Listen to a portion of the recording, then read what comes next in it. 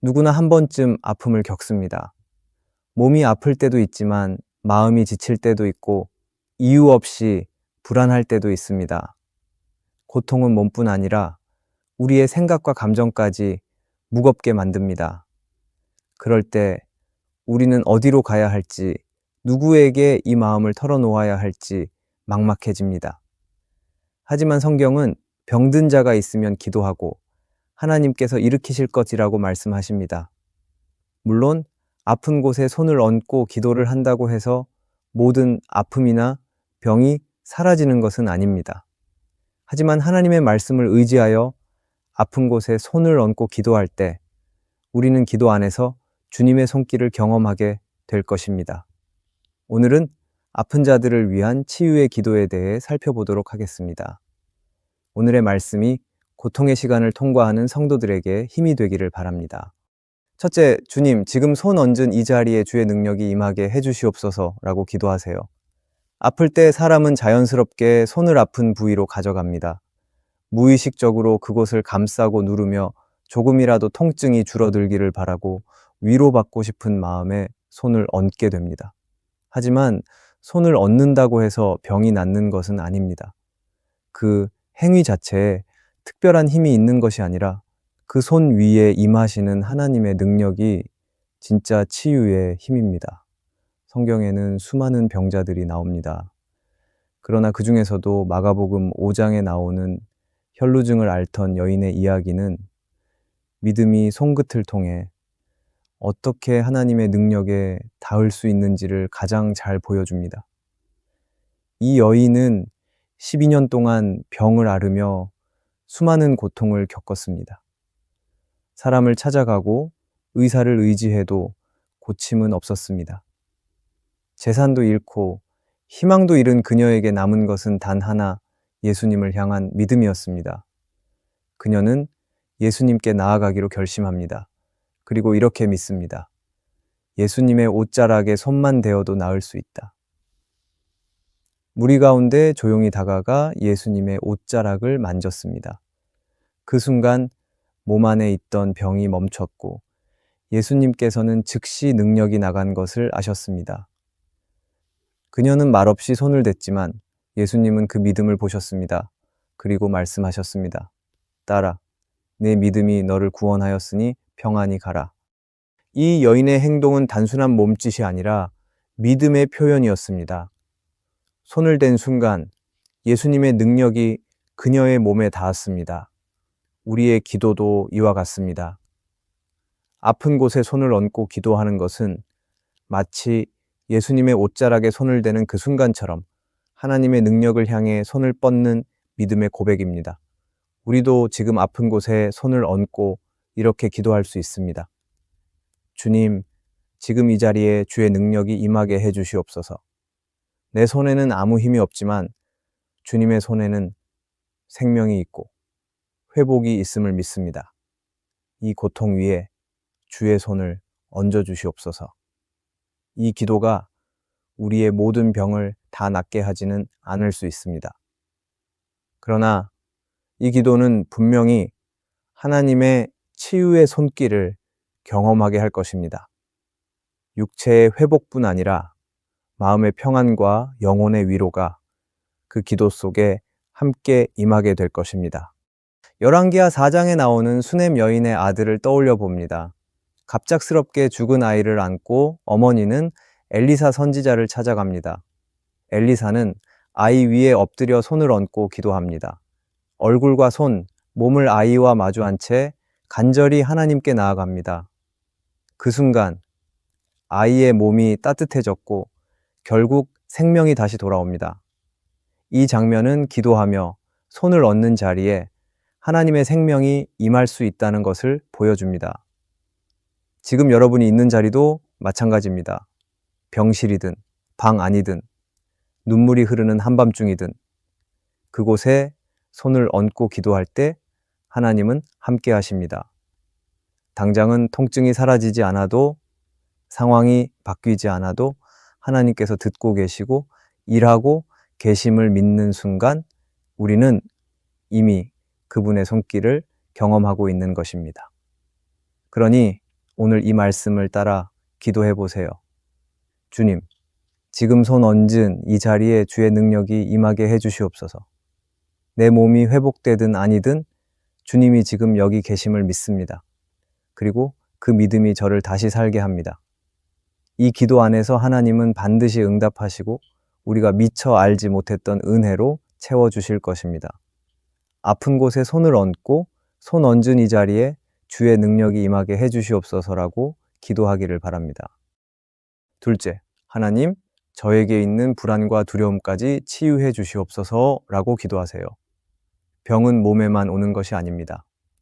겉으로는 건강해 보여도 마음 안에 깊은 불안과 두려움이 자리 잡고 있으면 삶이 무너질 수 있습니다. 때로는 눈에 보이는 통증보다 설명하기 어려운 불안이 더 무겁고 고통스럽게 다가옵니다. 그런 마음의 병은 약이나 휴식만으로는 회복되지 않습니다. 그래서 우리는 기도해야 합니다. 단지 육체의 치유뿐 아니라 내 안에 쌓여 있는 불안과 두려움까지도 하나님께서 만져주시기를 구해야 합니다. 구약 성경을 보면 엘리야 선지자도 깊은 두려움을 겪은 적이 있었습니다. 그는 갈멜산 위에서 하나님의 불을 경험했고 수많은 백성 앞에서 담대하게 하나님의 이름을 외쳤던 사람이었습니다. 하지만 그 후 이세벨의 위협 한마디에 마음이 무너지고 말았습니다. 그는 광야로 도망쳐 외로운 곳에 앉아 죽기를 구합니다. 여호와여 넉넉하오니 지금 내 생명을 거두시옵소서.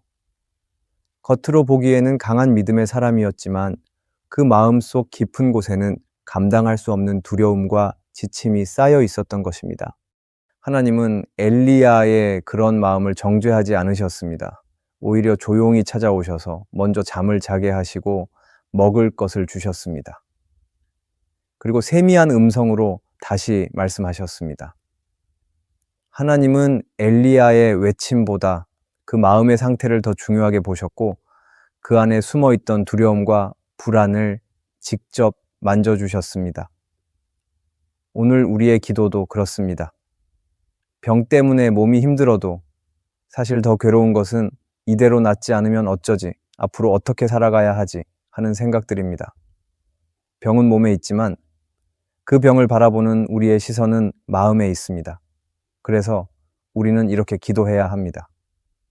하나님, 제 안에 쌓인 불안과 두려움을 치유해 주시옵소서. 눈에는 보이지 않지만 제 삶을 무겁게 하고 믿음을 흔들게 하는 이 마음을 주님께 드립니다. 이 기도가 우리의 모든 두려움을 한순간에 없애주지는 않을 수 있습니다. 하지만 이 기도를 통해 우리는 하나님의 손길이 마음 깊은 곳에 닿고 있다는 것을 느낄 수 있습니다. 그리고 그 하나님의 임재 안에서 우리는 조금씩 편안해지고 다시 살아갈 용기를 얻게 됩니다. 시편의 다윗도 비슷한 기도를 많이 드렸습니다. 그는 사울에게 쫓길 때, 원수들로부터 공격받을 때마다 자신의 두려움을 숨기지 않고 하나님께 내가 두려워하는 날에는 내가 주를 의지하리이다고 기도했습니다. 다윗은 하나님께 두려움을 없애달라고 하기보다 그 두려운 마음을 가지고 하나님께 가까이 나아갔던 것입니다. 다윗은 하나님 앞에서 강한 척하지 않았고 자신의 약함을 그대로 드러냈습니다. 그러한 기도가 오히려 그의 마음을 더욱 단단하게 만들었고 하나님의 위로를 경험하게 했습니다. 우리도 마찬가지입니다. 병이 길어질수록 마음도 지치고 낙심이 깊어질 수 있습니다. 그러나 그럴수록 마음을 숨기지 말고 그대로 하나님께 드려야 합니다. 지금 이 순간 마음 안에 짙게 깔려 있는 불안과 두려움이 있다면 그것을 손에 얹은 채 기도해 보세요. 하나님, 제 병든 몸뿐 아니라 상한 마음도 만져주시옵소서. 제가 아무 말도 못하고 혼자 끌어안고 있는 이 두려움을 주님께 드립니다. 이 기도가 당장 병을 없애지는 않더라도 분명히 하나님의 치유의 손길을 경험하게 할 것입니다. 몸이 아파도 마음이 평안해지면 우리는 다시 살아갈 힘을 얻게 됩니다. 그리고 그 평안은 세상이 줄 수 없는 오직 하나님께로부터 오는 위로입니다. 하나님은 우리 마음의 깊은 곳까지 아시고 그 불안 속에서도 우리를 붙들어 주십니다. 그러니 두려움을 안고 기도해도 괜찮습니다. 하나님은 그 기도를 통해 우리 마음을 회복시키실 것입니다. 하나님, 저에게 있는 불안과 두려움까지 치유해 주시옵소서라고 기도하기를 바랍니다. 셋째, 주님, 제가 지치지 않도록 오늘도 은혜를 부어 주시옵소서라고 기도하세요. 병이 오래되면 몸보다 마음이 먼저 지칩니다. 처음엔 이겨내겠다는 의지가 있었지만 시간이 지날수록 버티는 것도 힘들고 회복의 기미가 보이지 않으면 희망이 점점 사라지게 됩니다. 하루하루가 반복되고 통증이 사라지지 않으면 기도조차도 지치게 됩니다. 이런 상황에서는 치료보다 더 필요한 것이 하나님의 은혜입니다. 성경에도 이런 지침의 순간을 겪었던 사람들이 나옵니다. 대표적으로 생각할 수 있는 인물은 요나입니다. 요나는 하나님의 부르심을 외면하고 도망쳤지만 폭풍과 큰 물고기의 뱃속에서 결국 하나님을 다시 찾게 됩니다. 그 뱃속에서 드렸던 그의 기도는 절망 속에 있었지만 동시에 하나님의 은혜를 기다리는 간절한 기도였습니다. 요나는 말합니다. 내가 수월의 뱃속에서 부르짖었더니 주께서 내 음성을 들으셨나이다. 그는 살아날 희망이 없어 보이는 그 자리에서도 하나님의 은혜를 구했고 결국 살아나 육지에 다시 서게 됩니다. 우리도 마찬가지입니다. 지치고 버거운 날일수록 마음은 점점 주저앉고 싶은 마음이 커집니다. 아침에 눈을 떴는데 몸은 그대로이고 기도해도 어제와 달라진 게 없을 때 스스로 묻습니다. 하나님은 정말 듣고 계신 걸까? 하지만 바로 그때가 은혜를 구해야 할 시간입니다. 하나님의 은혜는 모든 것을 단번에 해결해주는 응답이기보다 하루를 다시 견디게 만드는 내면의 힘이 되어줍니다. 이스라엘 백성도 광야에서 그런 은혜를 경험했습니다. 그들은 날마다 새롭게 내려오는 만나를 통해 하루하루를 버텼습니다. 만나의 양은 하루치뿐이었고 더 많이 거두려고 해도 허락되지 않았습니다. 하나님은 일부러 그들을 하루 단위로 살게 하셨습니다. 그 이유는 그들이 매일 하나님을 의지하고 날마다 은혜를 구하는 백성으로 살아가기를 원하셨기 때문입니다. 지금 우리도 그런 마음으로 기도해야 합니다. 병이 다 낫기를 바라지만 그 전에 이렇게 기도할 수 있습니다. 하나님, 오늘 하루만큼은 지치지 않게 해주시옵소서. 어제보다 많이 아파도 내일보다 오늘을 견딜 수 있는 은혜를 부어주시옵소서. 이 기도는 단지 마음을 다잡기 위한 말이 아니라 하나님께 매일 새 힘을 공급받기 위한 믿음의 고백입니다. 그리고 이 기도는 우리의 모든 병을 다 낫게 하지는 않을 수 있습니다. 하지만 이 기도를 통해 우리는 분명히 하나님의 치유의 손길을 경험하게 될 것입니다. 병이 다 나아야만 은혜를 느끼는 것이 아니라 지친 마음에 다시 힘을 주시는 그 순간이 바로 하나님의 치유가 시작되는 자리이기 때문입니다. 그러니 오늘 하루도 아침이 되었든 밤이 되었든 마음이 무너질 때마다 이렇게 기도해 보세요. 주님, 제가 지치지 않도록 오늘도 은혜를 부어 주시옵소서. 통증이 그대로여도 괜찮습니다. 마음이 무너지지 않게, 믿음이 꺼지지 않게 주님의 은혜로 저를 채워 주시옵소서. 하나님은 그 기도를 외면하지 않으시고 가장 필요한 방식으로 오늘도 우리를 붙드실 것입니다. 넷째, 주님, 이 시간을 통해 하나님을 더 깊이 만나게 해주세요 라고 기도하세요. 많은 사람이 병이 나아지기만을 바랍니다. 그러나 병을 겪는 그 시간은 단지 고통만 있는 시간이 아니라 하나님을 더 깊이 만날 수 있는 시간이 될 수도 있습니다. 오히려 고통을 통해서 우리는 이전보다 더 진실하게 하나님께 나아가게 됩니다. 육체는 약해지지만 영혼은 하나님을 향해 열리고 마음은 이전보다 더 간절해집니다. 성경에서 욥은 그런 시간을 통과한 사람입니다. 그는 한순간에 모든 것을 잃었습니다. 자녀도, 재산도, 건강도 사라졌습니다. 이유 없이 당한 고통 앞에서 그는 괴로워했고 하나님께 수많은 질문을 던졌습니다. 하지만 그 모든 과정을 지나 마지막에 욥은 이렇게 고백합니다. 내가 주에 대하여 귀로 듣기만 하였사오나 이제는 눈으로 주를 보옵나이다. 그는 말로만 하나님을 알던 자리가 아니라 고통을 통해 하나님을 실제로 경험한 자리에 도달한 것입니다. 고통은 그를 무너뜨리지 않았고 오히려 하나님을 더 깊이 만나게 한 통로가 되었습니다. C.S. 루이스는 고통의 문제라는 책에서 이렇게 말했습니다. 하나님은 고통을 통해 우리에게 말씀하십니다. 고통은 우리가 하나님의 음성을 잘 듣지 못할 때, 평안 속에서 하나님을 쉽게 놓칠 때 우리의 시선을 하나님께로 되돌리는 역할을 합니다. 물론 하나님은 고통을 좋아하시는 분이 아닙니다. 하지만 고통 속에 우리를 혼자 두지 않으시고 그 자리를 하나님과 깊이 만나는 은혜의 장소로 바꾸어 가십니다. 우리 삶에도 그런 순간들이 있습니다. 건강할 때는 당연하게 여겼던 것들이 병이 찾아오면 감사의 제목이 됩니다. 기도하지 않아도 괜찮다고 생각했던 날들이 고통이 시작되면 하나님 없이는 아무것도 할 수 없다는 고백으로 바뀌게 됩니다.